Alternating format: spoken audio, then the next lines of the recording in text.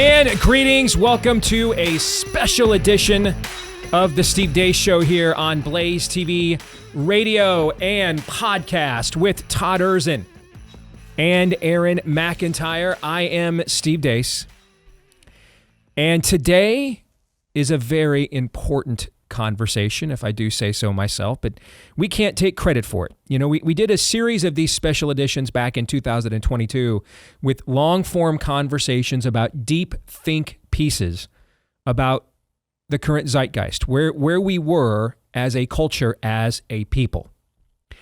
And we're going to bring that back, at least for one special edition this year, for this think piece. And gentlemen, before we get to it here, and as we did with these in 22 and 23, I'm just going to go through the piece. We'll stop and pause and comment as we go along and provide some exposition and context as we go along, and then summarize it and analyze it in total here at the final segment of the show.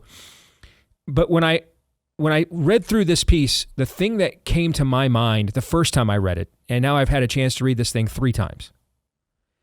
You know, there has been terms like establishment or swamp or iterations of this in terms of what's the actual permanent shadow government, the bureaucratic state, the administrative state. We know it in our day and age as the deep state, right? But this has really been bandied about and discussed since President Eisenhower's farewell address, where he referenced the military-industrial complex and warned about the birth of a permanent expert class that will dictate how we are to live. In other words, he prophetically called the exact era that we are living in as we speak. But if we wanted to know, at least I think this, maybe you guys think differently, but if we wanted to understand who or what is the deep state or the manifestation of what Eisenhower warned about in our time, how does it work? Who is it? How does it look? That is exactly what we are about to discuss here on this show via this piece from Tablet Magazine, which is an excellent source for these long-form podcasts, by the way. But this is exactly what today's special edition show is all about. Yeah, and I find one of the best and most important parts about this that the deep state, it's very easy to talk about it as some sort of intangible other, but at least the nebulous they. Yes, yeah. And it is indeed that on some level. We're talking about an equation, but at the end of the day here, you're going to have to decide how big the variable in the equation is. But one of the variables, undeniably, is the man in the mirror. Indeed. That is, I kind of had a wow moment reading this for the first time because of what the dynamic that Todd just laid out. We talk about the deep state as if it is this nebulous, abstract construct, when it's not. And this piece does a good job of really connecting the concrete dots on how manufactured consent, I think that's one of the terms that's dropped here. Yes. How that actually comes about. And like Todd said, it only works if you let it work. Yes. And increasingly in this era, I'm seeing signs that we're not letting it work on every issue, or on some issues, I should say, but the citizenry really needs to wake up to these realities. Yeah, Go ahead, Todd. You have the feeling at the end of reading this thing that you're at the end of the third Matrix movie in the original trilogy there. When it's, every movie is elevating the game and the battle between him and Mr. Smith, and at the end you realize, I just unplugged. Yes. But first, folks, a word about our great friends, our loyal friends even, over at First Cup Coffee Company, and you want to support them because they're loyal to the same values that you have, yes, which, faith, family, and freedom, but first and foremost, they've got to have a good product, and they do. They make excellent coffee. Freshness is their thing. They put the roast on date right there on every bag before they ship it to you, so you can see it is shipped to you within days of being roasted. They've got a flavor for every freedom-loving American, and a lot of those flavors, names, harken back to great traditions of Americana as well. So if you want to support great coffee and a great company that supports the greatness of America too, take advantage of my discount. Use the promo code DACE when you go to firstcup.com. Firstcup.com is where you can go Use the promo code Deace for a discount. You can subscribe, have it shipped to you monthly as well. That's firstcup.com. Use the promo code Deace. That's promo code Deace at firstcup.com. And you guys remember, that was it Time Magazine who did the feature after the 2020 election with all the elites coming together talking about how they quote unquote fortified the 2020 election. You guys remember this, right? Of course. So to put a very contemporary spin on it, okay, what did they mean when they said they fortified the election? What did that mean? And then what does it mean? How do we find out what's disinformation and what's misinformation and what gets categorized as such, almost like a Thanos snap in the middle of the night? You wake up the next morning and terms have totally different meanings, right? The piece we're about to share with you is going to answer all of those questions and connect dots of who the players are. Shall we begin? Yeah. Yes. All right, let's begin. And credit to David Samuels, who wrote this fantastic piece earlier in 2025 over at Tablet Magazine that we're talking about here today in this special edition. And David begins, if anyone in the future cares enough to write an authentic history of the 2024 presidential campaign, they might begin by noting that American politics exist downstream from American culture, which is a deep and broad river. Like any river, American culture follows a particular path, which has been reconfigured at key moments by new technologies.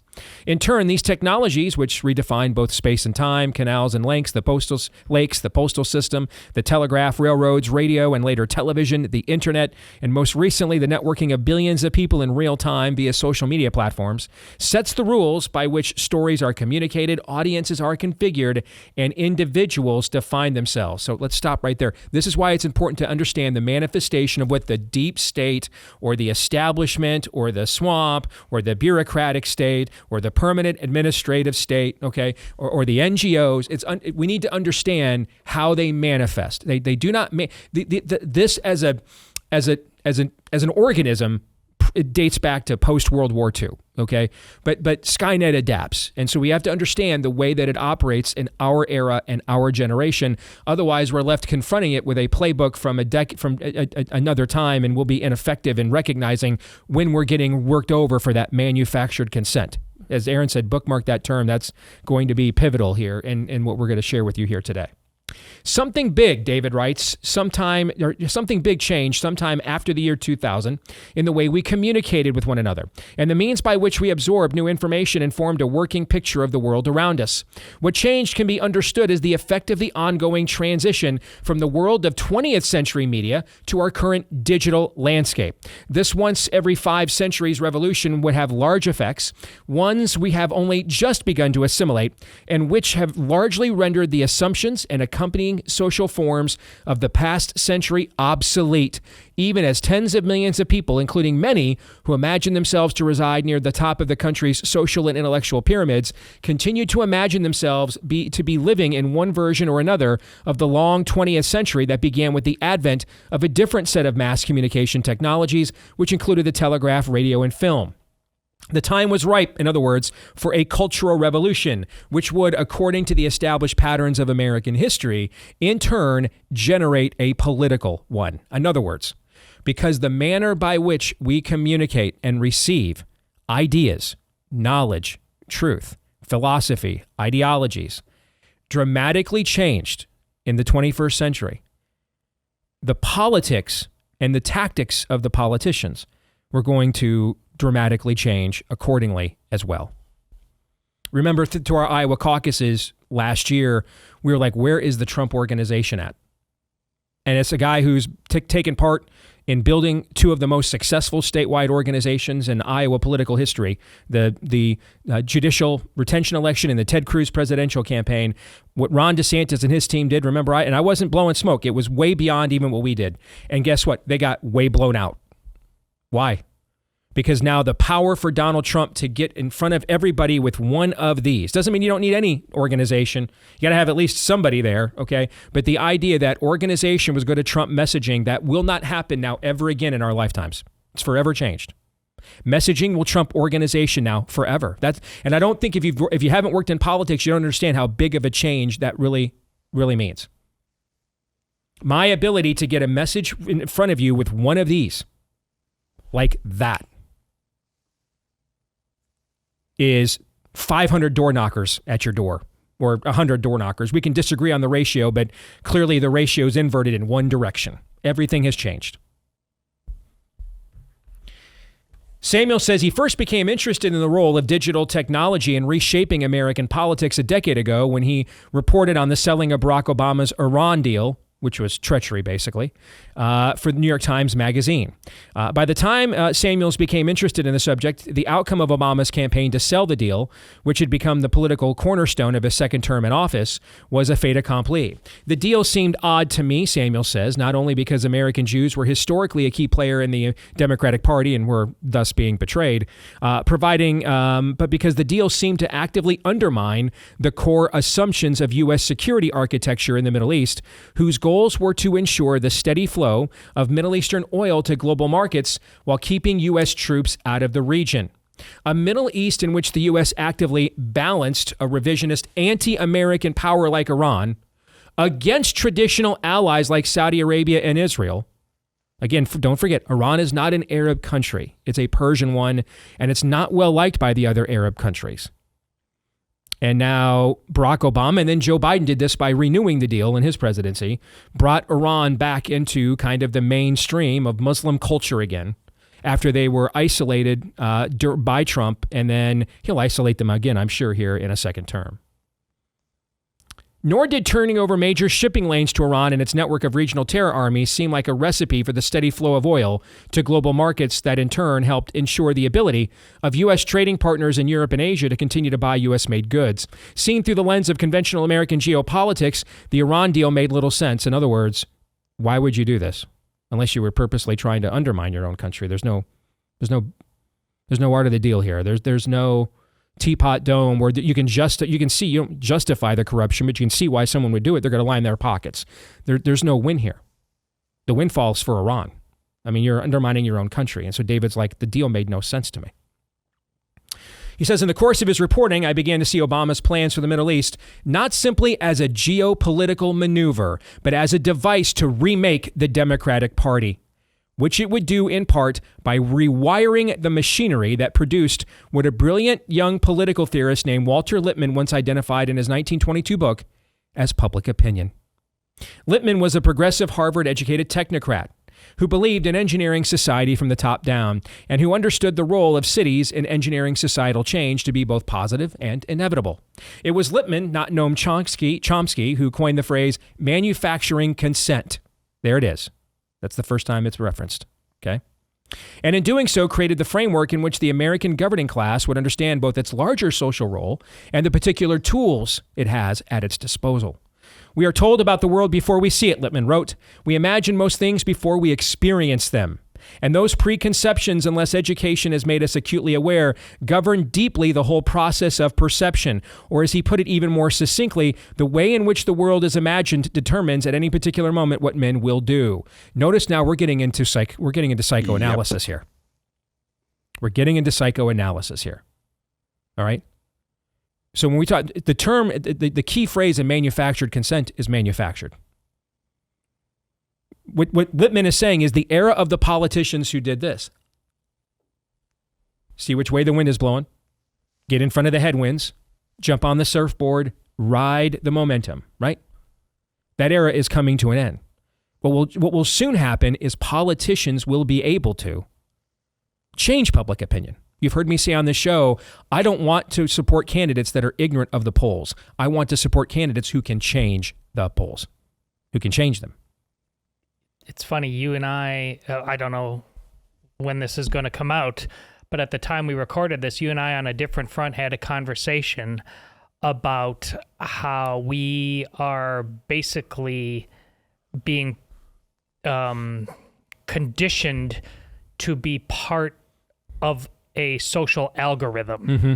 And that's what you're describing here. Mm-hmm. They are fashioning a psychological algorithm. Correct. That we will dance to. And you saw evidence of this during COVID, all right? People, and because the Ukraine war and COVID coincided with one another, so the manufactured consent, or what we call on the right, virtue signaling, Okay, that is. I want to know. I want this. I want the spirit of the age, the zeitgeist, to know I'm one of the good people. Yep. So here's my Ukraine flag, and here's my hashtag Stay Home Save Lives, and here's my vaccine card, and here's a picture of me in my mask. Okay, yes. That's what we're talking about. You here. coupled this manufactured consent together with another tactic of the left, which is signal jamming.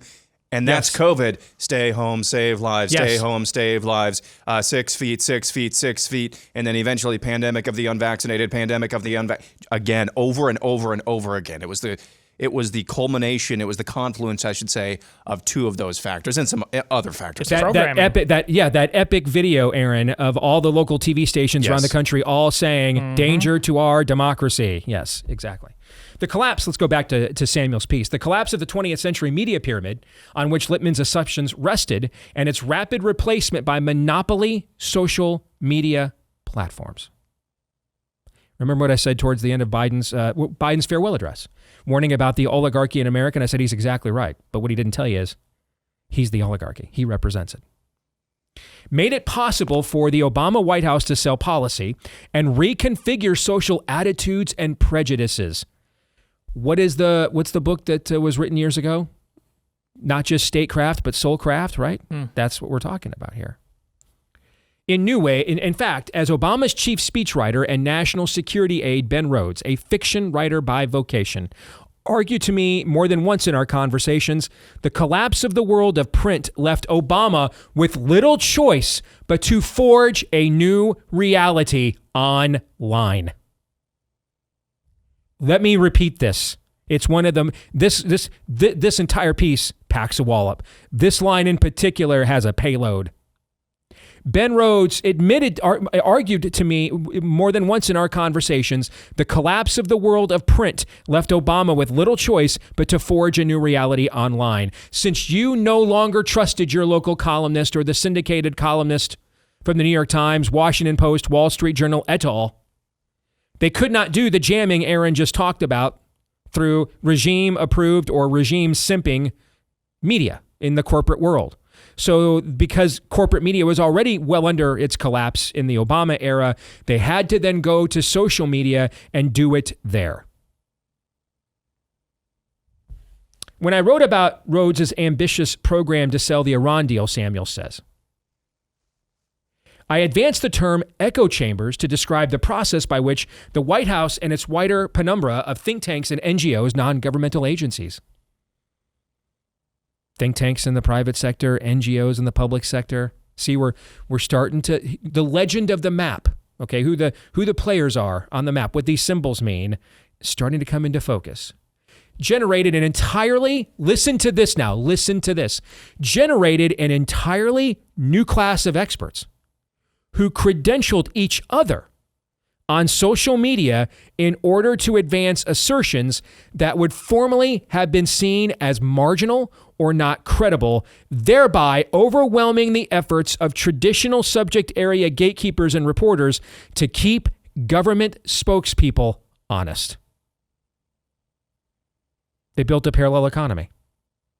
In just a short period of sentences, he goes from Obama had no choice, which means, hey, got to play the game, you got to evolve, but it's not necessarily better or worse. 2 sentences, it's clearly more advantageous for them to do this and easier than ever before. That's how quickly they learn this. Yes, I used to say when I first started out in this business, the greatest power the media has over you is not in changing your mind against your own convictions. Although now with the advent of what we're talking about here, they do have that. And we saw that during COVID, for example. Okay. But this was 19 years ago when I first started in this business.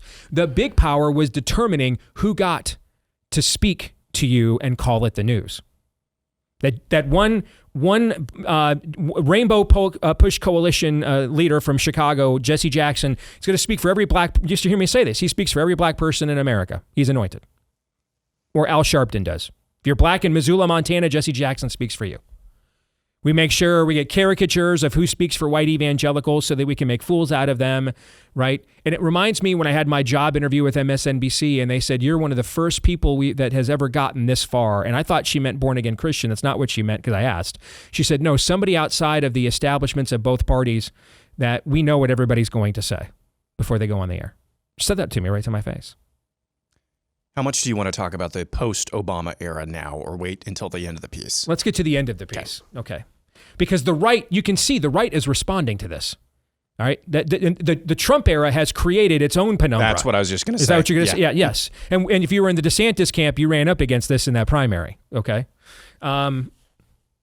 In constructing these echo chambers, the White House created feedback loops that could be gamed out in advance by clever White House aides, thereby influencing, controlling the perceptions of reporters, editors, and congressional staffers, and the elusive currents of public opinion they attempted to follow. In other words, they were also jamming their own media. At the same time they're jamming us, they're jamming their own media, lest anyone stop and say, I've got a question about this. To make them think, well, you don't want to seem like you're one of these right-wingers questioning Barack Obama, do you? They're doing this to their own media. If you saw how the game worked from the inside, you understood that the new common wisdom was not a true reflection of what anyone in particular necessarily believed, but rather the deliberate creation of a small class of operatives who use new technologies to create and control larger narratives that they messaged to target audiences on digital platforms, and which often presented themselves to their targets as their own naturally occurring thoughts and feelings, which they would then share with people like themselves. The dawn of virtue signaling, right there. Right there. That's the origin. Samuel says, the point of the story I was reporting at the time, in addition to being an interesting exploration of how the tools of fiction writing could be applied to political messaging on social media as an element of statecraft, was twofold. First, it usefully warned of the potential distance between an underlying reality and an invented reality that could be successfully messaged and managed from the White House, which suggested a new potential for a large-scale disaster like the war in Iraq, which, like Rhodes and Obama, I opposed from the beginning, Samuel said. Second, I wanted to show how the new messaging machinery actually operated, my theory being that it was probably a bad idea to allow young White House aides with Masters of Fine Art degrees to create public opinion from their iPhones and laptops. Remember the shot of Joe Biden's speech room? Yeah. Of all the harpies? That looked like the writer's room to Star Wars. And by the way, that's why they both sucked, right? Okay. That's what Samuels is alluding to here. And then to present the results of that process as something akin to the familiar 20th century process of reporting and analysis that had been entrusted to the so-called Fourth Estate, a set of institutions that was in the process of becoming captive to political verticals, which were in turn largely controlled by corporate interests like large pharmaceutical companies. We sat here during COVID, right? And we watched the New York Times just take press releases from Pfizer and Moderna without any scrutiny or skepticism and just run them as fact on the front page, right? And we're like, what happened? Remember that comedian Ryan Long video? We went man on the street as a liberal. And remember when we hated corporations? We hate all the corporations except Pfizer. Remember that? Yes. That's exactly what Samuels is talking about here. All right. Hillary Clinton would soon inherit this machinery that Obama and his aides had built along with the keys to the White House. So what would she do with it? What I did not imagine, Samuel says at the time, was that Obama's successor in the White House would not be Hillary Clinton, but Donald Trump. Nor did I foresee that Trump himself would become a target of messaging campaigns that would make full use of the machinery Obama had built, along with elements of the American security state, the coming together of the deep state now. You're starting to see.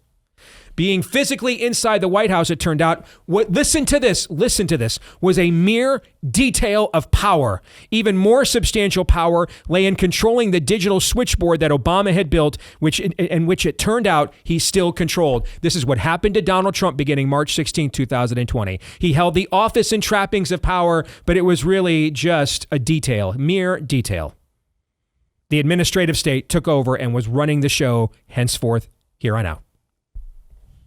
During the Trump years, Obama used the tools of the digital age to craft an entirely new type of power center for himself, one that revolved around his unique position as the titular, though pointedly never named, head of a Democratic Party that he succeeded in refashioning in his own image, and which, after Hillary's loss, had officially supplanted the centrist Clinton neoliberal machine of the 1990s to what we see now. The Obama Democratic Party was a kind of balancing mechanism between the power and money of Silicon Valley oligarchs and their New York bankers, the interest of bureaucratic and professional elites who shuttled down the banks and tech companies and the work of bureaucratic oversight. Obama's Democratic Party had its own sectarian constituencies, which were divided into racial and ethnic categories like POC, MENA, and Latinx, whose bizarre bureaucratic nomenclature signaled their inherent existence as top-down containers for the party's New Age spoils system. And the world of billionaire-funded NGOs that provided foot soldiers and enforcers for the party's efforts at social transformation. Folks, first, though, a word about our friends over at Preborn, the outstanding pro-life ministry we've been proud to partner with here for the last few years at The Blaze. That partnership has saved tens of thousands of babies in the history of their ministry. Preborn has saved hundreds of thousands of babies, and they do it with the biblical model of persuasion. There's truth and then there's grace. First, a mom is confronted with the truth that being in her body is another person. She hears that heartbeat with the ultrasound, and then hopefully she is convicted in her conscience to now keep her baby. And then that's when the grace comes in, and prenatal care, postnatal care, all kinds of assistance is there for the mom as well. All of the things I just talked about, by the way, they're all free, but none of them are actually free. And that's where we come in. If you want to make a tax-deductible donation today, and so many of you have been generous, let's keep it going. Go to preborn.com/Steve. That's preborn.com/Steve, or dial pound 250 and say the keyword baby on your mobile phone. It was the entirety of this apparatus, not just the ability to fashion clever or impactful tweets, that constituted the party's new form of power. But control over digital platforms and what appeared on those platforms was a key element in signaling and exercising said power. The Hunter Biden laptop story, in which party operatives shanghaied 51 former high U.S. government intelligence and security officials to sign a letter that all but declared the laptop to be a fake and part of a Russian disinformation plot, when most of the officials had very strong reasons to know or believe the laptop contents were real, showed just how this system worked. That letter was then used as the basis for restricting and banning factual reports about the laptop and its content from digital platforms, with the implication that allowing readers to access those reports might be the basis for a future accusation of a crime. None of this censorship was official, of course. Trump was even in the White House, not Obama or Biden. What that demonstrated was that the real power, including the power to control the functions of the state, lay elsewhere. Let's pause. Got 2 minutes before the break. Gentlemen, your thoughts on what we've shared thus far? I had a kind of a weird aha moment during this election where on my For You feed on X, it will randomly give me different things that it thinks I'm interested in. But for a time over the summer of 2024, I was getting Democrat operatives, a few, people you've never heard of, I had never heard of before. It's obvious they're well-informed, who are not Republicans, but they hate Barack Obama's guts. And I think it has to do with this. Because yes, he built a machine that is more powerful than the executive branch of the United States government. But his hubris never allowed the mentorship of somebody to come take his mantle. Mm-hmm. And that's a big reason why they are helter-skelter as we tape this. Mm-hmm. Wherever you thought he was on the list before of most consequential, again, this isn't a cheering section, most consequential presidents in American history, he's just risen just by reading as far as you've gone. Doesn't mean it was good stuff, but you're talking. He's the Wizard of Oz, Steve. Mm-hmm. That's what this is. Mm-hmm. He's the man behind the curtain. Yes. And that's going to become even more apparent the more we get into details of this piece. And then the piece similar to what we saw tear down the Iron Curtain and the historical observations of Reagan with American military might and economic prowess, Margaret Thatcher providing Western Europe whatever was left of its balls, and Pope John Paul providing the theological impetus here to tear down the Iron Curtain. A triumvirate will arise here in this piece that will tear down the Wizard of Oz's curtain here in this last election as well. That'll come up in this story too. More in a moment.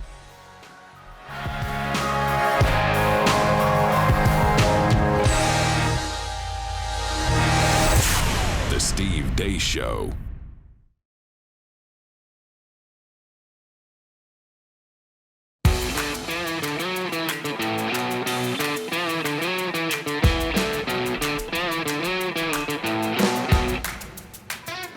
All right, so we left off on this special edition of the Steve Deace Show.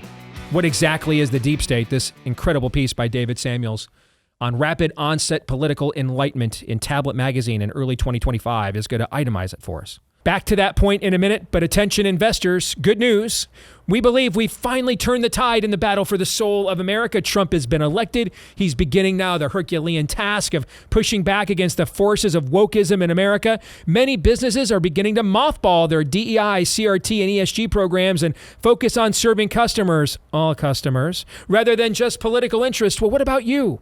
Have you joined the movement of Americans who are using their investments to hold companies accountable for their ethical behavior? If you'd like to join other patriotic citizens by aligning your investments with your conservative values, go to constitutionwealth.com/blaze for a free consultation. That's constitutionwealth.com/blaze. Constitution Wealth, a registered investment advisor. You should review their disclosures at constitutionwealth.com to understand their services and fees. All investing involves risk, including the risk of loss. This is a paid endorsement. I'm not a client of the firm. You can also just scan the QR code right there on your screen for Constitution Wealth. Now, where we left off was Samuels agrees with what our show was saying at the time. It was clear that the real power with the advent of COVID and the rest of 2020 was not in the White House. The trappings of it were, but the real power was not. It was in the administrative state. So then what happened after Trump's defeat in 2020? With the Democrats back in power, Samuels wrote, the new messaging apparatus could now formally include not just social and institutional pressure, but get this, the enforcement arms of the federal bureaucracy, from the Justice Department to the FBI to the Securities and Exchange Commission. This is real Marxism now, right? We go from essentially cultural Marxism, going after what you think, what you see, what you believe, to now institutional Marxism, where we bring out the hammers and the sickles now, and we're going to enforce these things for your own good, of course. As the machine ramped up, censoring dissenting opinions on everything from COVID to DEI programs to police conduct to the prevalence and the effects of hormone therapies and surgeries on the youth, large numbers of people began feeling pressured by an external force that they couldn't always name. Even greater numbers of people, Todd, fell silent. In effect, large-scale changes in American mores and behavior were being legislated outside the familiar institutions and process of representative democracy. Through a top-down social pressure machinery backed in many cases by threats from law enforcement or federal action in what soon became known as the whole of society effort. At every turn over the next 4 years, it was like a fever was spreading, and no one was immune. Spouses, children, colleagues, and supervisors at work began reciting with the force of true believers slogans they had only learned last week, and that they were very often powerless to provide the slightest real-world evidence for. This is the spirit of the age, folks. That's what this is. All right? This is the soul. Something will always rule. Someone will always be worshipped. These sudden, sometimes overnight appearances of beliefs, phrases, tics looked a lot like the mass social contagions of the 1950s. One episode after another of rapid onset political enlightenment, there's our title, replacing the appearance of dance crazes or hula hoops. Just as in those commercially fed crazes, there was nothing accidental, mystical, or organic about these new thought viruses.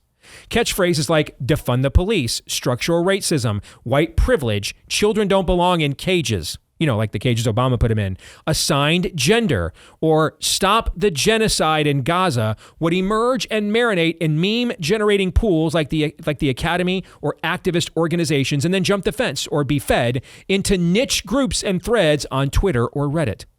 If they gained traction in those spaces, they would be adopted by constituencies and players higher up in the Democrat Party hierarchy. He is saying here, we were test tubes. Mm-hmm. And they would Pavlov would throw out that which and ring every various bell, wait to see which bell we responded to, and that would become the new social pressure. This is cultic social conditioning is what this is. Cultic. This guy has... Aaron, do you remember how much we used to talk about it? And it's not on Disney now anymore, and there's a reason. This is the Mysterious Benedict Society. Yes, it is. Yes, it is. And they use their control of larger messaging verticals on social media platforms to advance or suppress stories around these topics and phrases, and who would then treat these formerly fringe positions as public markers for what all decent people, we're back to virtue signaling again, must universally believe. Those who objected or stood in the way were portrayed as troglodytes or bigots. From there, causes could be messaged into reality by state and federal bureaucrats, NGOs, and large corporations who flew banners, put signs on their bathrooms, gave new days off from work, and brought in freshly minted consultants to provide trainings for workers, all without any kind of formal legislative process or vote or backing by any significant number of voters. Remember the Super Bowl where suddenly out of nowhere every commercial was for an electric vehicle? That was just 2 years ago. Yeah. Even though no one's buying them and like no one can afford them, and they break down and there's not enough charging stations. But suddenly everywhere, every corporation has an electric vehicle commercial. Every car company does.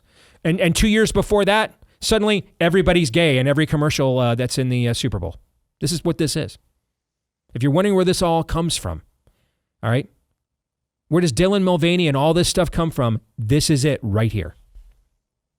What mattered here was no longer Lippmann's version of public opinion rooted in the mass audiences of radio and later television, meaning where you could put things up in front of people, commercials for Ovaltine on the radio, okay, commercials for General Electric during the Milton Berle Variety Hour on TV, see what people reacted to and say that's what they want more of, so given to them. We've inverted the pyramid here now. That was bad enough. That's when we were doing like Maslow's hierarchy of needs and all that. That was a different kind of paganism doing that then. This is different now. Now we're offering a new religion. We're now going to change you. You're not going to change us. We're going to change you. Thereby assuring, on a metaphoric level at least, the continuation of 19th century ideas, progressive ones, like Horace Mann and that kind of group, Thomas Dewey, of American democracy, with its deliberate balance of popular and representational elements, and in turn mirroring the thrust of the founder's design. Rather than newly minted digital variants of public opinion, was rooted in the algorithms that determine how fads spread on social media, in which mass multiplied by speed equals momentum, speed being the key variable. Suddenly surround people thinking this is how everybody thinks. You don't want to be one of those other kinds of people, right? When I talked a lot last year about how many times TikTok caused somebody to get gender mutilated just because they didn't want to go against the comment section on their own videos, this is what I'm talking about right here. The result was a fast-moving mirror world or the upside down that necessarily privileges the opinions and beliefs of the self-appointed vanguard who control the machinery and could therefore generate the velocity required to change the appearance of what people believe overnight. You're manufacturing the momentum, not just the ideology and the message. And not just the idea. Increasingly, we saw the speed of the punishment. Yes. You step out of line, you're canceled. You're blocked. You don't. Your account is frozen. Yes. That's why the instant I got involved, even in Carla, I started using social media because I understood the power of this. They instantly tried to block my account, which was illegal. But they understood even back then that the speed has to come not only in terms of the ideas but the punishments. Yes. The unspoken agreements that obscured the way this social messaging apparatus worked, including Obama's role in directing the entire system from above, and how it came to supplant the normal relationships between public opinion and the legislative process that generations of Americans had learned from their 20th century poli-sci textbook. In other words, they find out from the media what we want and give it to us. That's changing now. They now will use the media to give us what they want, and we'll take it. It made it easy to dismiss anyone that suggested Joe Biden was visibly senile, that the American system, by the way, the day of the 2024 debate between Trump and Biden, CNN runs a headline the day of the debate, June 27th, talking about what a right-wing conspiracy this is about Biden's senility. Then he goes out there in front of 60 million people, shows it to everybody, and his presidency essentially ends that day. And overnight, we go from, we can't run this guy. Yeah. Suddenly, the same media that called all of us misinformation peddlers are now demanding that Biden step down that very night, right after the debate. Correct. That the American system of government, including its constitutional protections for individual liberties and its historical system of checks and balances, was going off the rails. That there was something visibly unhealthy about the merger of monopoly tech companies and national security agencies with the press that threatened the ability of Americans to speak and think freely. Or that America's large cultural systems, from education to science and medicine to the production of movies and books, were all visibly failing as they fall under the control of this new apparatus. I think about our colleague Jason Whitlock has been pointing out the pornographic ads that are targeted to him on websites. And people are coming back at him and saying, well, those ads are all based on your own profile and your own search histories and preferences. And Jason's like, well, yeah, that might have been based on what my search histories and preferences were 3, 4, 5 years ago, man, but I'm not doing any of that stuff anymore. And I'm trying to live a righteous, narrow road life. And they're still bombarding my mentions when I go on a website and read a sports article. That's still what is the majority of what they're targeting me with. Millions of Americans began feeling increasingly exhausted by the effort degrees of fealty to the new order in the hope of keeping their jobs and avoid being singled out for ostracism and punishment, while at the same time being privately baffled or aghast by the absence of any persuasive logic behind the changes they saw. From the breakdown of law and order in major cities, to the fentanyl epidemic, to the surge of perhaps 20 million unvetted illegal aliens across the U.S. border, to widespread gender dysphoria among teenage girls, to sudden and shocking declines in public health, life expectancy, and birth rates. Until the fever broke and Donald Trump is victorious and Obama is the loser. In fact, he looks physically awful, angry, and gaunt after a summer and fall spent lecturing black men and Americans in general on their failure to vote enthusiastically enough for his chosen heir, Kamala Harris, the worst major candidate in history. But reducing the question of what happened to Barack Obama's new American system to the results of a single election is in fact to trivialize the startling nature and ambition of what he built, as well as the shocking suddenness with which it has all gone up in smoke. The master political strategist of his era didn't simply back a losing horse. Rather, the entire structure he had erected over more than a decade, and which was to have been his legacy for good or ill, has collapsed entirely. At home and abroad, Obama's grand vision has been decisively rejected by the people whose lives it was intended to reorder. The mystery is how and why neither Obama nor his army of technocratic operatives and retainers understood the fatal flaw in the new system until it was too late. The theory and practice on which the rapid onset political enlightenment of our digital era was based did not, in fact, begin with Barack Obama. He was, at first at least, the product being sold, nor did it originate with the digital technology that has provided us this mirror world. The methodology on which our current universe of political persuasion is based was born before the internet or iPhones existed, in an attempt to do good and win elections while overcoming America's historical legacy of slavery and racism.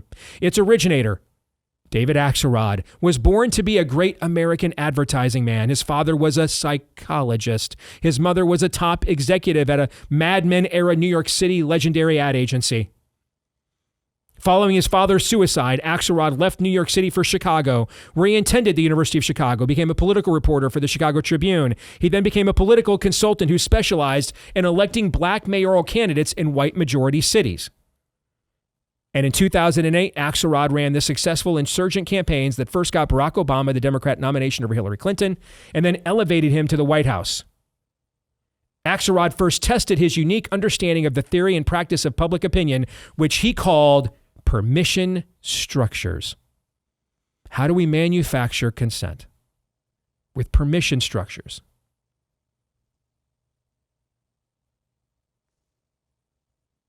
And you use these by convincing a mix of educated, higher-income white voters to vote for the black candidate. In fact, in his first race, the black candidate won 81% of the vote in the city's predominantly white wards, while capturing only 30% of the vote in the city's black majority wards. Permission structures, a term taken from advertising, was Axlerod's secret sauce, the organizing concept by which he strategized campaigns for his clients. Where most consultants built their campaigns around sets of positive and negative ads that promoted positive qualities of their clients and negative ones of their competitors, Axlerod's unique area of specialization required a more specific set of tools. To succeed, Axlerod needed to convince white voters to overcome their existing prejudices and vote for candidates whom they might define as soft on crime or lacking competence. David felt that there had almost had to be a permission structure set up for certain white voters to consider a black candidate, explains Ken Snyder, a Democratic consultant and Axlerod protege. In other words, while most political consultants work to make their guy look good or the other guy look bad by appealing to voters' existing values, Axlerod's strategy required convincing voters to act against their own prior beliefs. In fact, it required replacing those beliefs by appealing to the type of person that voters wanted to be in the eyes of others. What is this? This is an epistle. This is St. Peter saying, well, what kind of people ought we to be? This is St. Paul saying, finish the race. This is a religion. This is a religion. This is all the hallmarks, gentlemen, of a religion here. Your thoughts here in the final 2 minutes of this segment. I've got John Lennon's Imagine in my head Yes. as you say that. That's what you're describing. Yes. It's that's the religion, but it's a religion nevertheless. You look back, there's a few words that stick out to me that are repeated over and over again towards the last part of the section before we start talking about David Axlerod. Startling, suddenness. Mm-hmm. Do we know who the staffer was on X who sent out Joe Biden's resignation letter that one Sunday afternoon last summer, in the summer of 2024? You look back before Super Tuesday of 2020, my hypothesis kind of changed about Bernie Sanders. Just all of a sudden, Joe Biden's the presumptive nominee. The permission structure acted. The permission structure acted. And consent was manufactured. Suddenly, it was very startling. Yes. Here's what happened. I'm going to plant my flag here. Barack Obama didn't think that Bernie Sanders would lose. He thought Bernie Sanders might win. Correct. That's why it had to be stopped. That could not happen. Yep. Correct. What's happened here, and this is, again, why I refer to the Democratic Party as a demonic construct. It's not just the values they are promoting. It's the process by which they're being promoted. This is a cult. This is mirror image, Black Mirror, whatever, upside down church world. Cognitive dissonance, groupthink, that's what all of this is. More in a moment.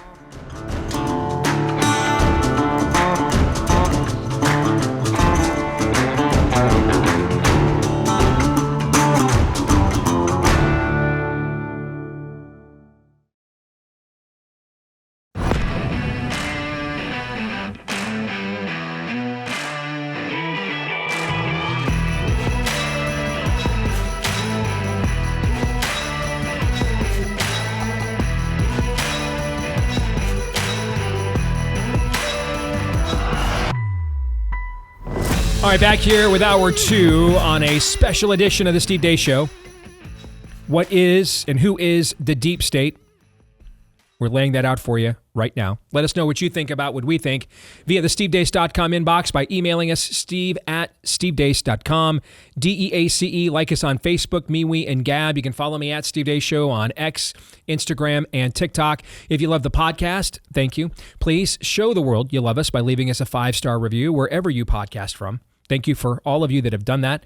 And then finally, hit subscribe, or if you're on iTunes, follow, and that'll make sure every time we do a new episode shows up in your feed there every single time. All right? Oh, and don't forget to subscribe to our new YouTube channel, please, at Deace Show on YouTube. That's at Deace Show on YouTube. We'll get back to that here in just a moment, but first, a reminder from our friends at Jace Medical. Are you ready for emergency preparedness? in a world that is constantly changing and gives us things we don't see coming, one thing that always will be the same is the need to be ready now. And some emergency preparedness vitals include emergency contracts, a plan for evaluation routes and places, a getaway bag with important documents, flashlights with batteries, non-perishable food, and of course, the Jace case has to be part of that toolkit as well. I can't recommend it highly enough. If you're the type of person who wants to be prepared when disaster strikes, you're going to want the Jace case, the personalized emergency kit of essential antibiotics and medications. You're going to want that for your home. So go to jace.com, enter their giveaway for a free Jace case, and purchase one of your own at a discount with the code DACE, my last name, code DACE for the discount at Jace, Jase, code DACE at jace.com. Register for the free giveaway, code DACE at jace.com for the discount. So we're going over this piece, Rapid Onset Political Enlightenment by David Samuels, early this year in 2025 for Tablet Magazine. And it is laying out for us the modern manifestation of what the swamp, the military-industrial complex, the bureaucratic state, the administrative state, the shadow government, the establishment, whatever you want to call it, how does it manifest in our era? We're learning that right now. You're also learning some other things right now. How is it corporate media entities just get on all these talking points like this and just flip switches and they're all saying the same things? How come Democrats don't have they have internal strife on their side, but it's not like ours. They're arguing over positioning, not over actual positions like we are on our side. Why is it they can all get on the same side? What you're hearing in what we're reading, they've been conditioned into cultic-like thinking. And let's pick up where we left there. In fact, it required replacing those beliefs by appealing to the type of person that voters wanted to be in the eyes of others.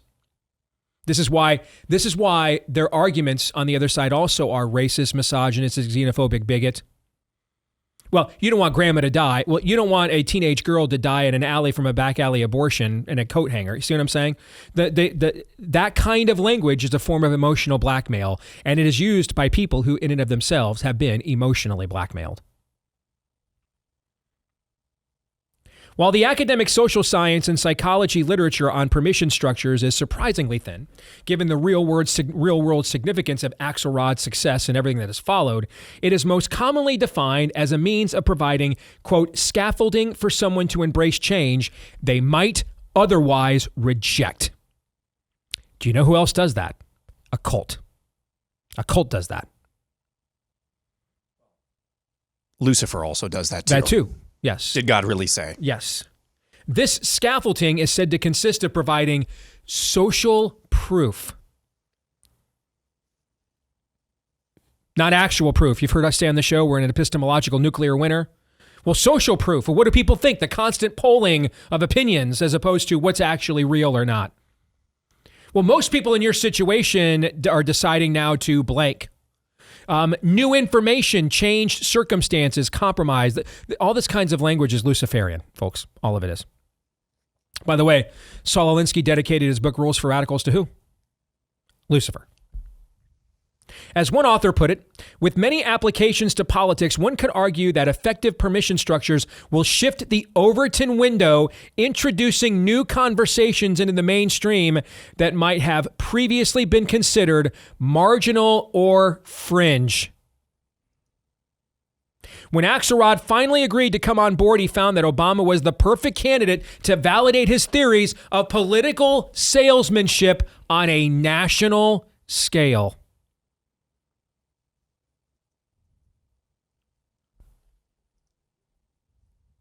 Once in office, though, Axlerod and Obama found that institutions of public opinion, namely the press, on which Axlerod's permission structure framework depended, were decaying quickly in the face of the internet. Newspapers, as well as national TV networks, which Axlerod relied on as validators. So in other words, the idea that these were news outlets has been gone for a long time, okay? They were now barely able to pay their own bills. They've lost their monopoly on viewers and advertisers to the internet and to newly emerging social media platforms. With Obama's re-election on the horizon in 2012, the White House's attention turned to selling Obamacare, which would become the signature initiative of the president's first term in office. The White House's sales effort successfully disguised the fact that the new healthcare program was in fact a new social welfare program that would lower rather than raise the standard of care for most Americans with pre-existing health insurance, while providing tens of billions of dollars in guaranteed payments to large pharmaceutical companies and pushing those costs onto their employers. Americans would continue to pay more for healthcare than citizens of any other first world country while receiving less. What the White House understood, and David Samuels writes, which I came to understand through my reporting on the Iran deal, was that social media, which was now the larger context in which former prestige legacy outlets like the New York Times and NBC News now operated, could now be understood and also made to function as a gigantic automated permission structure machine. Here's my Ukraine flag, here's my mask, here's my Vax card, stay home, save lives. Which is to say that with enough money, operatives could create and operationalize mutual reinforcing networks of activist bots and experts to validate a messaging arc that would short-circuit traditional methods of validation and analysis and lead unwary actors and audience members alike to believe that things that had never been believed or even heard of before were in fact not only plausible, but already widely accepted within their specific peer groups. Remember the polling about how many people Democrats thought were dying or going to hospitals because of COVID? It was 25%, and it was actually 2%. You remember this? Mm-hmm. You guys, this is what this is. Polling on how many people think are actually homosexual versus what they are, and Correct. then the polling Correct. of generational identification with LGBTQ. Those are both the same polls. Remember those polls? Yes. Where by generation, how many people identify as color on the rainbow flag? Yes. The emperor has no clothes. That he's wandering down the street because everybody wasn't saying, "Oh, by the way, you're naked." No, they were doing what you're talking about. They were saying, "This is the finest clothes I've ever seen." Samuels goes on to say the model of politics in which operatives are constantly running permission structure games on the body politic, assisted by members of the press, and it's settled science or settled law. Mm-hmm. We were just talking the week that we were recording this special edition. All the corporate media, it's just settled law on birthright citizenship. Settled law. A new understanding that we've actually only practiced in the last 25 years. Roe versus Wade was the law of the land. Assisted by members of the press and think tankers eager to be of service to the party, has more in common with pyramid schemes, cults, and high-pressure network marketing scams, cultic-like groupthink, than it does with reasoned democratic deliberation and debate. At this point, it hardly seems controversial to point out that such a model of politics is socially toxic. Yes. Because if everything is based on you have to be one of the good people to think like me, then invariably I'm left with no other conclusion. If you don't think like me, you must be a what? Bad person. You must be a bad person. There's no in between. What's important to note are the specific conditions that had been set, at which turned this from a narrow campaign it might have been to a society-wide mass event, and which is why those who argued in these years that the Democrat and Republican parties had anything like equal power were either evil or delusional or both. In the wake of Obama's re-election, the defection of large swaths of the Silicon Valley elite from the Republican to the Democratic Party led to a tremendous influx of cash into the coffers of Democrats and their associated penumbra of billionaire-funded foundations and NGOs, along with a new willingness of Silicon Valley titans to work directly with the White House. This is an oligarchy. This is exactly what Biden warned about, but he's the baddie. Which, after all, retain the power, in theory, to regulate their quasi-monopolies out of existence. In other words, the regulators just got in bed with those they were regulating and said, let's just split the difference. This is always what happens in Marxism, by the way. This is why communism's not possible. It goes against the human condition. It always ends with, and we look from man to pig and back to man and back to pig again, and we couldn't tell the difference. Once they get done collecting all the guns and money, the people who collected all the guns and money are like, well, why are we going to redistribute these things? We have all the guns and money. Let's just act like it. That's what happens every time. Every time. Marxism devolves into oligarchy every time. It's unavoidable as human nature. In field after field, from sex and gender to church attitudes toward homosexuality, to formally apolitical sources of public information, to voting practices, to the internal politics of religious groups. Think of what's gone on with the Southern Baptist Convention in recent years and Russell Moore and that entire crowd. To race politics, to what films Americans would watch and how they would henceforth be entertained, the oligarchs would do their part by helping buy up once independent social spaces and torque them to function as parts of the party's permission structure machine. The FBI would then do its part by adopting political categories like white supremacy as chief domestic targets and puppet groups in the vertical like the ADL and the ACLU and the Southern Poverty Law Center would pretend to be objective watchdogs who just happen to come to the exact same conclusions.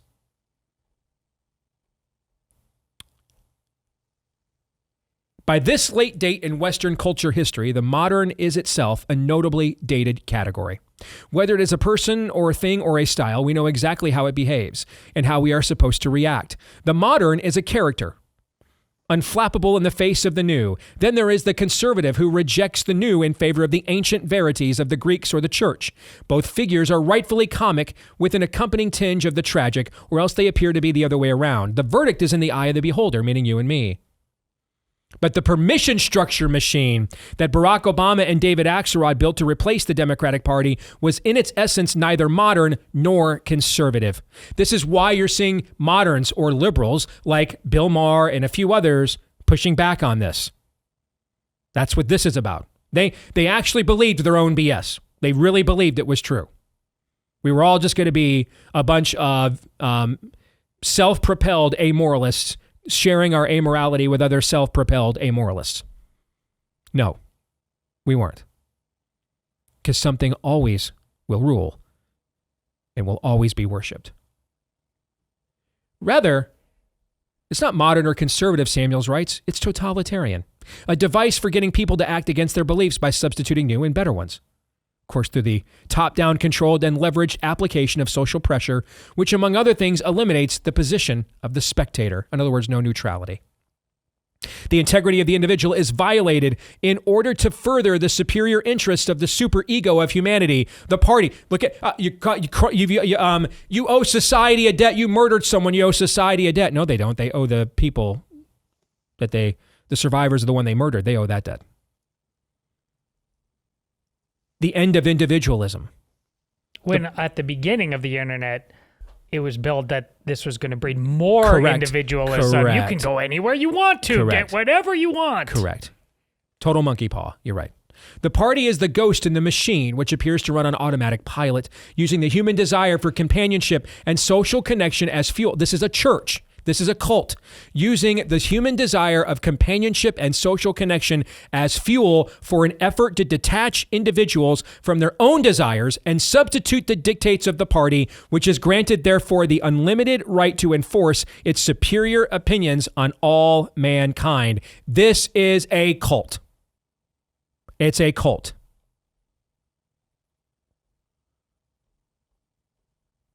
Let's skip ahead and go to the future. Samuels writes, it took three powerful men, each of whom had the advantage of operating entirely in public and with massive and obvious real-world consequences, to rupture the apparatus of false consciousness. That's a cult term, folks. It's a cult. To rupture the apparatus of false consciousness that Obama built. In doing so, they saved the world, for the moment at least. While history will judge whether their achievements are lasting, it is clear that if they had not acted as they did, we would still be living inside this machine. The first, Elon Musk, and his purchase of Twitter in 2022. Twitter was positioned to play an obvious and key role in the work of social signaling and coordination by which the party's permission structure machine functioned. Twitter's significance as part of the party's permission structure machinery was key in part, as the history of platforms and companies like Facebook, Google, Uber, Instagram, and TikTok shows, advantages of scale tend naturally towards localized monopolies. It's why Obama, Axlerod, David Plouffe, they all had Twitter accounts. The FBI has one, etc. So why sell a key module in the permission structure machine to Elon Musk? Part of the reason appears to be price. The $44 billion that Musk eventually paid appears to be at least twice what all other plausible bidders offered. It is certainly obvious and possible that having decided to sell Twitter, the company's board was stuck, both practically and legally, when Musk decided the price was no object. $44 billion, you got it. And now they have no choice, but they have to sell it to him. It is certainly possible that someone in Obama's universe saw the danger in selling Twitter to Musk. That it happened anyway suggests, as in the case of the lawfare against Trump, that they hubristically believed in their own propagandistic accounts of their adversary as venal, corrupt, and weak, and of their own practical and moral superiority. They believed their own feces didn't stink. Unable to think outside their own box, they may have reasonably expected that Musk could be constrained by the need to keep his advertisers by retaining the existing tilt of the platform's algorithms. So to keep Musk in line, the party would cut the platform's advertising revenues by half, which is exactly what they did. Label a sinkhole of racism and depravity, which they're still doing. Getting it banned from Europe and other global markets, which they did. As the reputational costs spread, maybe then Musk would have no choice but to eat a loss of tens of billions of dollars and sell, or face the destruction of his other businesses. Or government agencies coming after him like the SEC or the Justice Department. Where this analysis went wrong is the wizards of the permission structure machine had become captives of the machinery that they built. They always do. They always do. Bullying large numbers of people into faddish hyperconformity by controlling the machinery of social approval may require both money and technique, but it is not art or thought. In fact, it is something like the opposite of thought. Lost in the hypercharged mirror world that they had created, they decided that having made themselves cool also made them therefore right, and that evidence to the contrary could be safely dismissed as nothing but a right-wing talking point. Obama's operatives shared the same character flaw as their master, a kind of brittle Ivy League know-it-allness that demanded that they always are the smartest person in the room. Musk, meanwhile, was entirely sincere in his own man. Twitter was worth more to Musk than it was to anyone else with the money to pay for it, and that's because of the value Musk creates in his companies is a unique blend of high imagination and physical products which function as memes. In this area, at least, he understood Twitter and the permission structure machinery better than its would-be operatives did. And he goes on to say that Musk basically decided it was best to pay the cost. If you're Musk and you refuse to conform, you're better off, Samuels goes on to say in about the next 6 paragraphs, you're better off to go ahead and just pay the cost out of your own pocket so that you can have an open forum for your belief system than be thrown off of the platform and be completely stigmatized because you won't conform. You see what I'm saying? Mm-hmm. And he was the one man on the planet with the combination of balls and income to make that decision. And so here we are.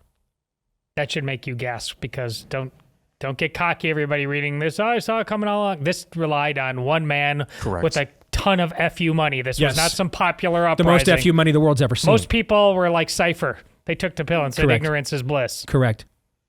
Elon Musk's decision to buy Twitter was in turn a necessary precondition for the election of Donald Trump, which we said all of last year.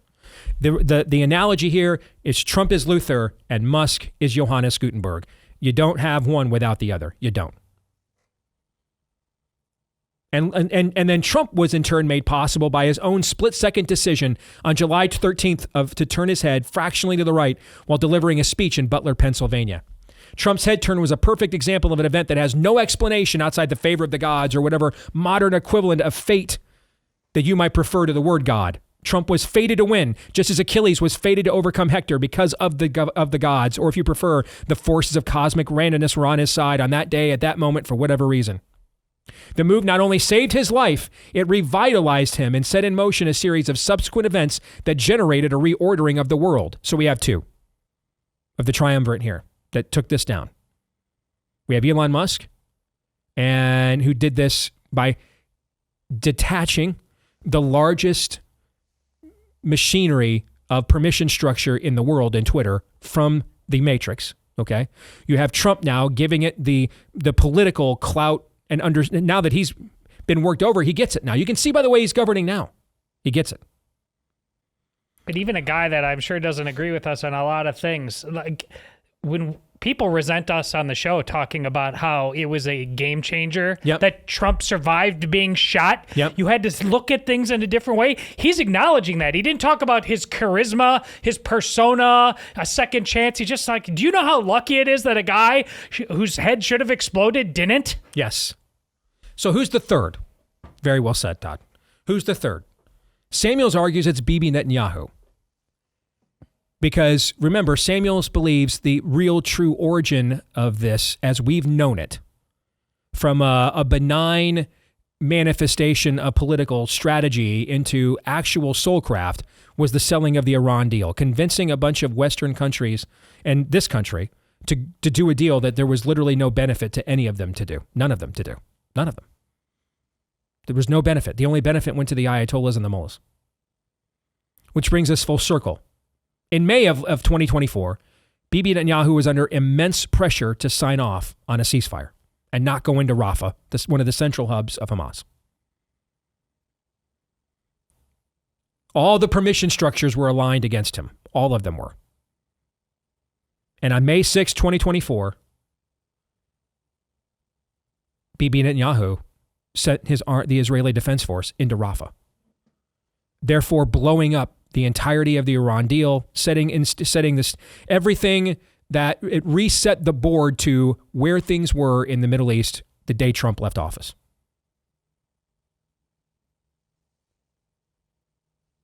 And it was the most open act of defiance by an American ally of American pressure and influence the modern world has ever seen.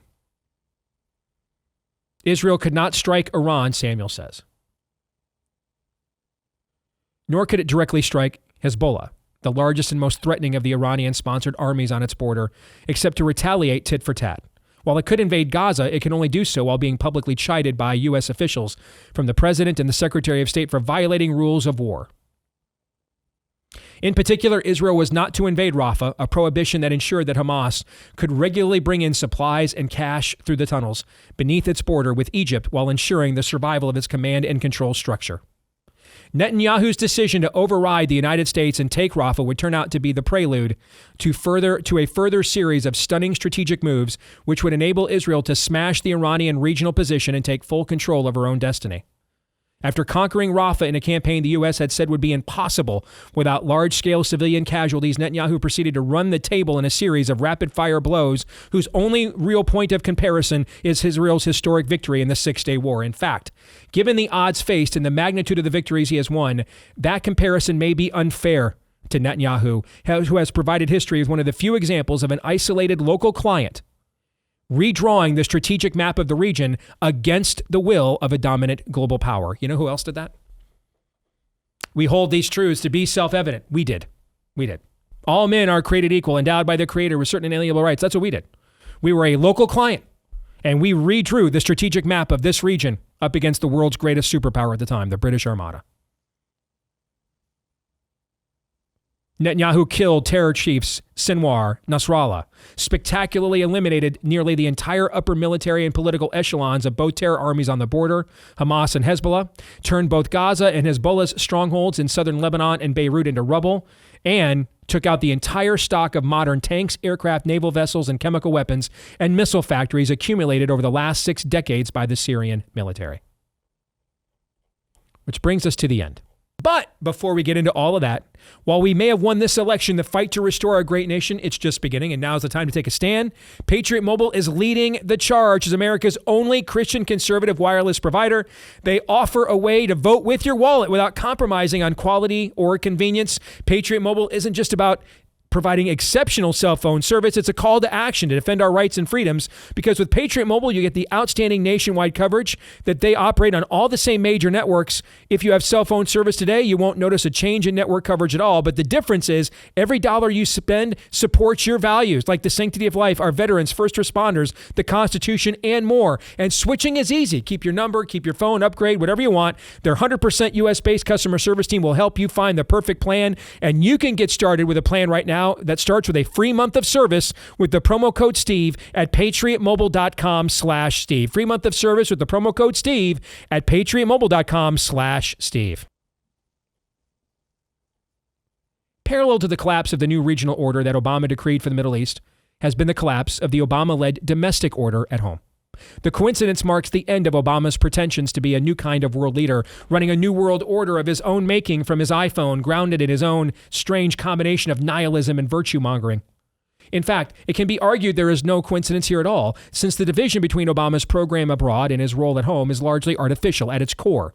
Obama's Iran deal was an attempt to remake the Democratic Party in his own image, by establishing fealty to the Ayatollahs as a litmus test for the party faithful, thereby elevating third-worldist progressive elements within the party at the expense of Jews who undermined the premises of DEI ideology by doing well on standardized tests and making money, and who were annoyingly loyal to Bill and Hillary Clinton, Obama's rivals for control of the party.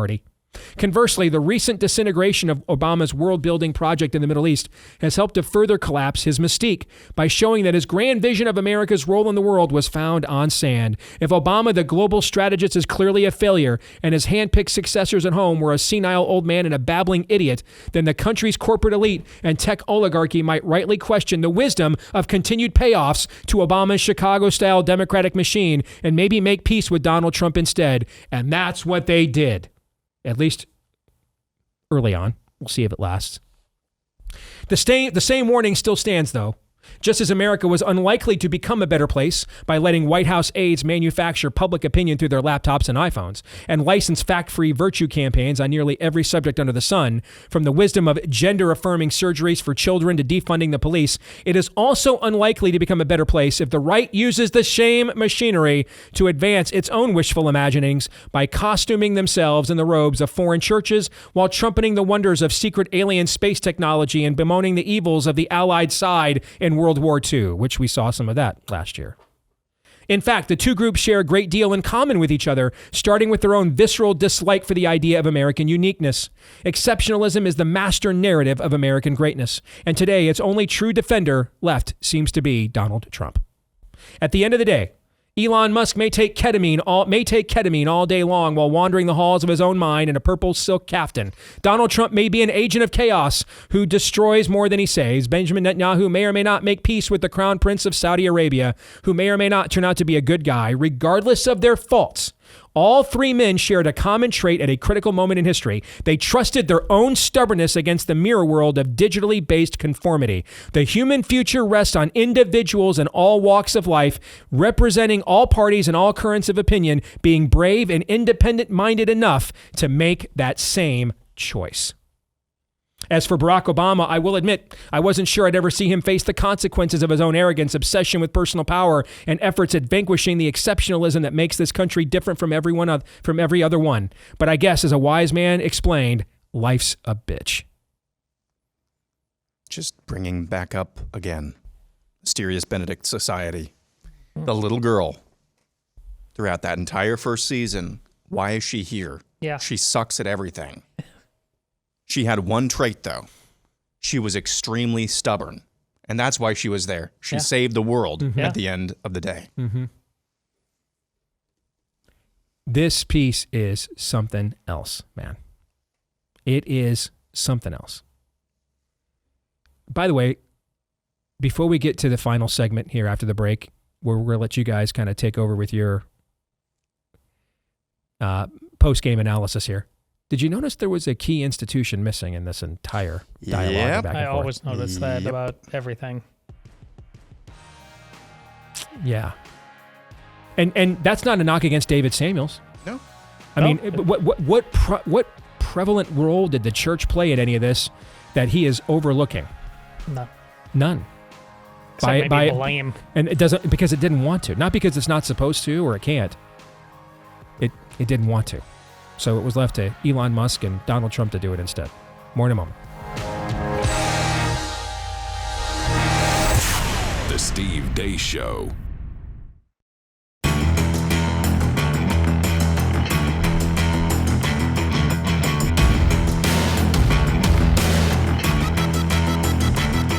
All right, back here on the Steve Deace Show. Let's wrap it up here on this special edition here on Blaze TV, radio, and podcast.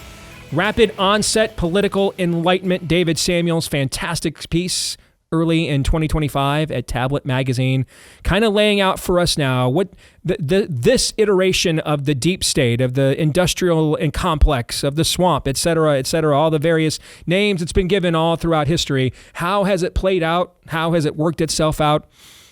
This piece does the best job of anything I've encountered yet in laying all that out for us. But folks, if you're looking for some cool swag, before we continue this outstanding conversation, don't forget to shop over at Blaze Media. In fact, that's the website. ShopBlazeMedia.com is where you can go, because if you like this show, you're going to love the merchandise we have for this show and all the shows right here at The Blaze as well. From Truth Be Told hoodies and sweatshirts to the Steve Deace icon polos, the Pro-Life Hero mug, and more. All this available to you right now if you go to ShopBlazeMedia.com, all one word. Everything from the Blaze Heritage and Blaze Media collections, jackets, t-shirts, socks, mugs, and more.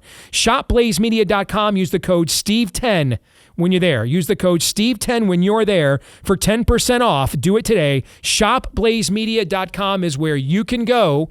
And if you use the code STEVE10, you'll get a discount not just on our stuff, but all the stuff from all the shows that you get at ShopBlazeMedia.com. Use code STEVE10 for 10% off at ShopBlazeMedia.com. So, gentlemen, you guys have been chiming in off and on, but of course I did most of the talk and walking the audience through the piece, so I'm going to turn it over to you guys now for some post-game analysis. What say you? I want you to come on a journey with me real quick to the Bay of Bengal in between Thailand and India. And this is one of these moments where Steve's like, why did I hire this guy? I have no idea where this is going. To a tiny island called North Sentinel Island. North Sentinel Island is home to one of the last, if not the last, completely unreached people groups on the planet, the Sentinelese. The island is protected by the country of India. No one is to go to the island to visit these people. The foolish fishermen who get too close to the island are always murdered in the most horrific way possible by the savages, the North Sentinelese. So an unreached people group. They don't have the gospel. They have no idea who Jesus Christ is. I imagine they have gods not unlike other tribes, unreached people groups around the globe. Imagine, if you will, that you were to put on Tony Stark's Iron Man suit, fly to this island, land smack dab in the middle of this island. What would the Sentinelese do to you? They would try to kill you. They would aim their spears at you. But before too long, they would realize, wow, this being that just flew in here, gods might have said something about, outsiders. The gods might have said this and that. But this person is powerful. We need to listen to this person. You would become, flying to the North Sentinel Island, you would become the god of the Sentinelese if you flew there with a Tony Stark Iron Man suit, would you not? As soon as you incinerated one of the Sentinelese that tried to cross your path, you would become their god. Because these people, not having God, the true God, in their lives, would not know what to do spiritually. They are spiritually feeble. So I guess this person is actually God then. Come back to the United States. The turn of the millennium. The church in this country was already kind of going downhill. That's putting it nicely. We were becoming spiritually feeble. And really, you want to go back to the 1960s or even before that, we were becoming a spiritually feeble people. The accoutrements, the trappings of the church, and the creeds upon which this nation was founded, they were still there, but kind of in name only. We were becoming a spiritually feeble people. We had reached the end of history. Barack Obama, after reading this, I think, recognized that. And he saw this permission structure outfit where you're just manufacturing things that would never have been accepted in normal parlance, even amongst the spiritually feeble people, because of the systems and institutions that had been prevalent and predominant in this country, spiritually feeble though we were becoming. He put on that Tony Stark Iron Man suit, and that's what we just discussed here. Perpetually spiritually one-shotting people over and over and over again. And like the North Sentinelese, because of our spiritual feebleness, we had no defense for it. And I'm talking collectively. That's what happened here. You had a guy who recognized that they are a sheep without a shepherd. And by golly, I'll be your huckleberry. That's what this is. So it's very much a commentary about Barack Obama. Make no mistake about that. But it's just as much a commentary about the people we became. And going back to how we ended the last segment, what's the one institution that should change that should have changed that should be changing that? Much like in Grand Theft Auto, I don't know if you played those games. Great detail of New York City, great detail of Los Angeles, these fictionalized Los Angeles. What's one building that they never seem to manage to put up in those games? The church, as you go around raising hell. We are a spiritually feeble people. When you do not have Christ in your life, you will revert to the lowest common denominator. And man, you will be prey. You will be the prey for some of the most wicked and evil impulses of other men who actually do have a spiritual understanding. It's just that spiritual understanding comes from below. That's what we just read. Amen. That's well said, Todd. In that part, there's nothing new under the sun, which is why you're wise to go back, Aaron, to the 50s and 60s and talk about the proto versions of this. The new stuff, though, is the tech. And we've talked about, again, don't know when you're watching this, but we've talked about that recently with AI. That's why we're not done with this issue. We haven't put it to bed. The supercomputer's only going to storm ahead. And since there's nothing new under the sun, we're going to be stupid enough. I mean, the writer of the Tablet Magazine article obviously understands my cipher reference. Most of us prefer that. Instead, the answer that he gave at the end is simple, but it's hard. 3 guys decided to be men and get uncomfortable. We talk about that on the show all the time. That's not what most people want. Let's go back to the 50s or 60s that Aaron talked about. Steve, you are right to comment throughout on this about how the ratio of the equation was changing in terms of top-down influence versus bottom-up. You talked about how earlier on back in the day there was a lot of which way is the wind blowing kind of thing, and then we'll go in that direction. And now this is completely top-down. Well, what allowed that to happen? The permission structure in the television age and the radio age was the audiences gave the politicians and the corporations permission on what to sell based on what they responded to.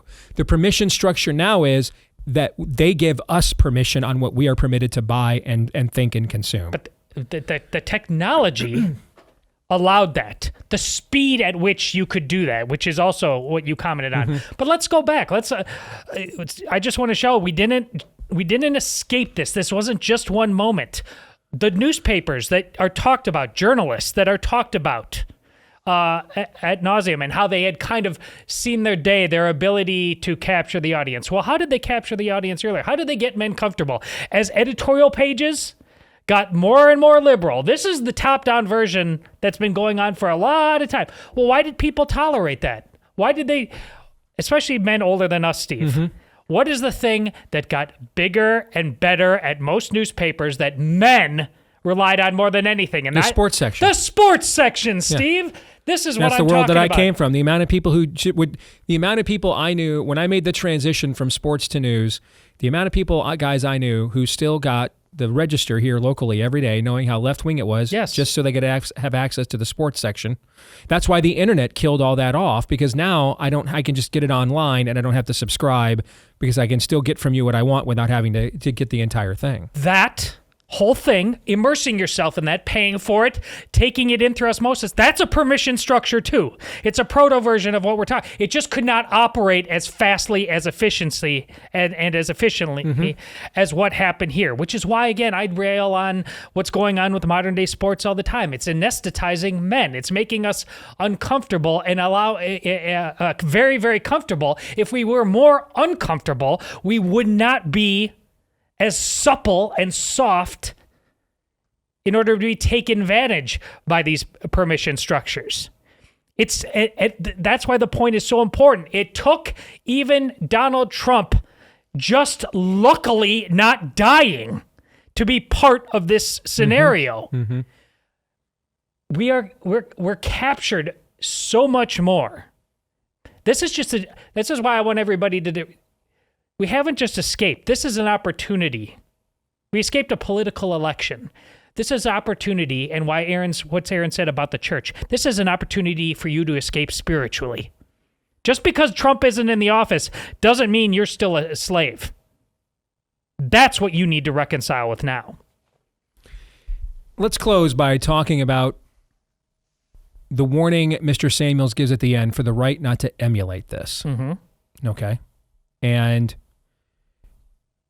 on the right, we have seen a group of influencer emerge in the Trump era who there's a group of people previously had never met, knew nothing about, and they all share each other's content, and they're all on each other's shows, and it's a Trump influencer network.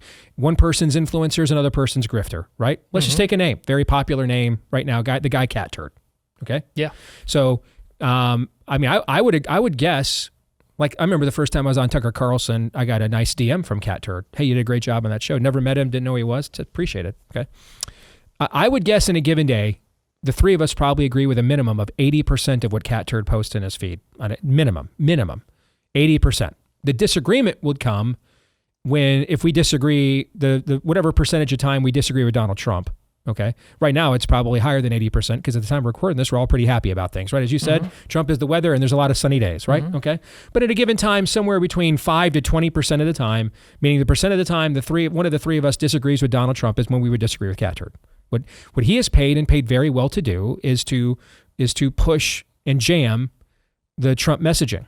Now, the Trump messaging aligns with what we think the vast majority of the time. So the vast majority of the time, we're going to be okay with that. But the rest of the time, then you're made to think like, well, you're disloyal. It's a very similar kind of tactic.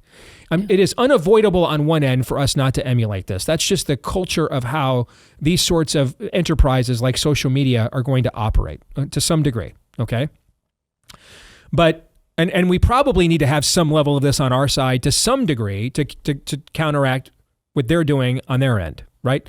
Like, you can't just have one group of people have spies. You can't just have one group of one side in war have weapons of mass destruction. You see what I'm saying? You can't.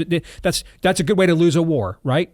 But what's the way then that it doesn't end up turning on our own side and people? What's that line? To me, I see no way to avoid that without a biblical worldview. Correct. No way to avoid that. My question is, what is our plumb line? We have to decide over here on the not left, what is the ultimate plumb line here? And the answer right now is probably Donald Trump, whatever Donald Trump wants. Is that unfair? I don't think so. And when he aligns with that, that's really, really good. When he doesn't, it can be bad. But when the Trump, MAGA is never going away, and that's a heck of a lot better. And that's even, I think, an objectively good thing than what we had before. But what is the plumb line on the American right? We have to figure that out. What do you think, Todd? Well, you pointing out the 80% ratio, that and also, it's probably even higher whatever than that the most number days, it is, but I think it's apropos because we learned that in real time, because that also applies to DeSantis versus Trump. But Trump online cult and DeSantis online cult, we realized that they're like, Aaron has voiced this in many different ways. This is like it's the exact same cult. And you guys agree with each other 80 to 90% of the time. But when you come more about the system than the idea, the system as he laid out, the system just takes over. And let's let me play, well, devil's advocate's not a fair term. Let me play the other side against our own argument here. We just had a conversation. The church is nowhere to be found. We're trying to do a show based off a biblical worldview.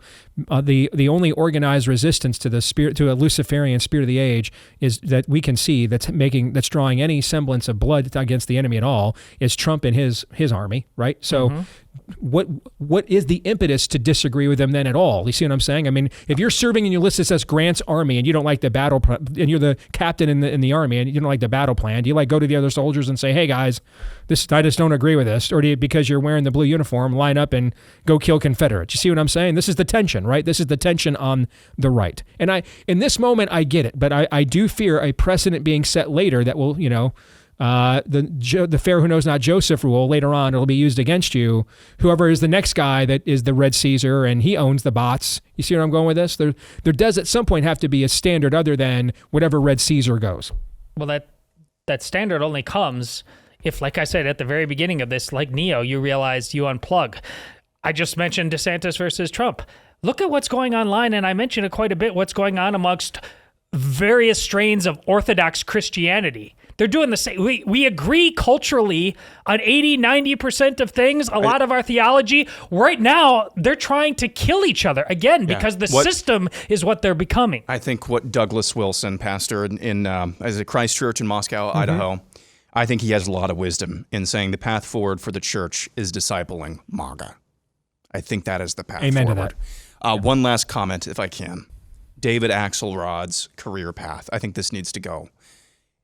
Son of a mom and dad, high-powered marketing executives, becomes a journalist and then a political operative. Being the son of marketing executives gives you a de facto degree in marketing. And then you go to journalist. And a psychologist. And a psychologist. Oh, was there a psychologist in there? Dad was the psychologist. Oh, Dad was a psychologist. Yep. And then in there, well, that gives you a degree in psychology too. And then you go from journalist to political operative. The only degrees they're handing out at the University of Hell are marketing degrees. And I think that career path is just... it says a lot. It's not only those tools, but I didn't realize. Did you know David Axelrod's father committed suicide? I did not know that. Then you add on the nihilism that comes from that. Yep. Well, hopefully you were as fascinated by this piece and our discussion of it as we were by the piece, and we're hoping to produce a fascinating conversation about it. We're back at it again next time right here on The Blaze. Until then, Romans 8:28.